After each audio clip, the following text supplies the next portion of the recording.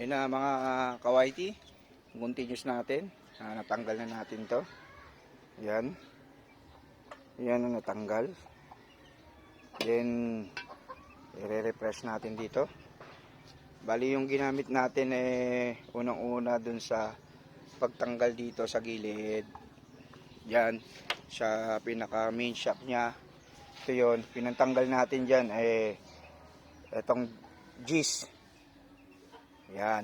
Itong G's na to, ito yung pinantanggal natin dito sa tornilyo niya. Sa shock. Then, ito pinantanggal natin dito sa ano niya. Sa front. Dito po. Dito yan. Dito natin pinantanggal yan. Dito yan.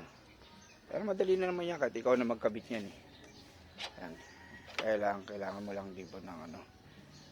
Para hindi siya ano. May babalik mo rin naman yan. Dali lang yan. Lagyan na lang natin ng grasa. Yan. Then, ang mga ginamit ko, Allen wrench. Then, itong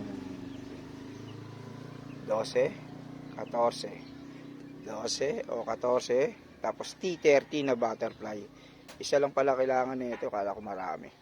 Maraming mga gagamitin sa ano niya. Sa pagtanggal ng butterfly ng tornilyo. Isa lang pala. T30 lang. Pwede na yung T30. Bili kayo para mapamura kayo. Mura lang yan. Ito, 14. 17. Pinangkalas ko rito. 17. Ito lang yung pinantukod ko para magkaroon tayo ng puwersa. Ayan yung mga tools na ginamit ko. Yan lang. Yan. Dahil ito ipapalit natin. Yan. Tingnan natin mamaya. Ito yung part 2. Tingnan natin yung kung ano magiging itsura niya. Madali lang naman kalasin yan. Mga kawaiti. Yan. Yan itsura ni Xavier ngayon. Sige. Tabayanan nyo yung susunod. Kasi ako lang yung naghahawak. Ako lang din yung nagbibideo. Ako rin yung gumagawa. Good morning pala sa inyong lahat. God bless.